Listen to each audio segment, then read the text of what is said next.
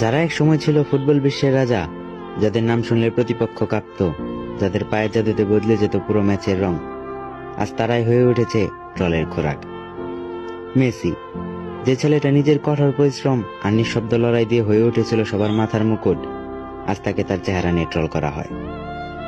Ronaldo, যে নিজেকে বারবার প্রমাণ করে ইতিহাসের পাতায় নিজের নাম লিখিয়েছে, আজ সে একটা মিস করলেই বাজে ভাষায় অপমানিত হয়, যেন তার অতীতের সব অর্জন মুহূর্তে মুছে যায়।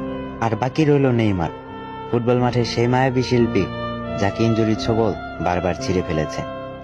সে আজ পঙ্গুমার নামের তাচ্ছিল্যের উপাধি নিয়ে বেঁচে আছে।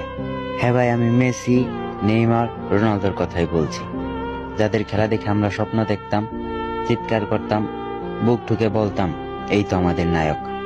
আজ সেই নায়করা আমাদের কণ্ঠে বিদ্রূপ শুনে যায়।